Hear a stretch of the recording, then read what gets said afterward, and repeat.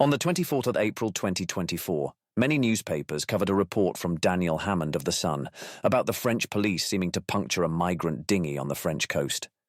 Before discussing that, come back with us to 2022. In June 2022, police arrived on the scene of a launching on the French coast near Calais and waded into the water as a small boat loaded with migrants was heading out towards England. They slashed the rubber boat, sinking it, and the migrants were left in the sea and had to wade back to the beach. A French campaign group called Utopia 56 said, "This was a nasty incident. There could have been loss of life." The group made a formal representation to the Défenseur des droits, the French authority that rules on human rights issues.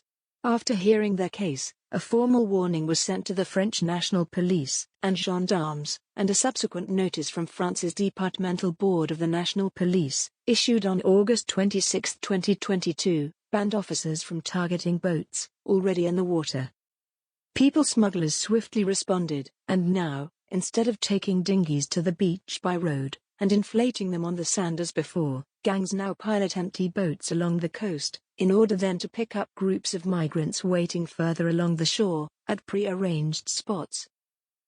Well, James Daly is the Conservative MP for Bury North and a member of the Home Affairs Select Committee who, with his committee last week, visited the scene in France. We were told, if the boat goes in the water with the migrants going into it, it could be in 1 foot of water. The French were very clear, they will not stop it.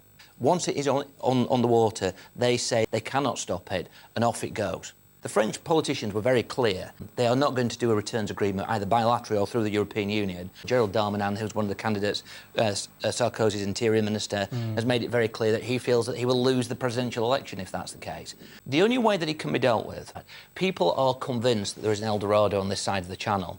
So the French, whether that's the military or the politicians, say, you've got to sort it out at your end. You've got to have a deterrent that is going to stop people going over to the United Kingdom.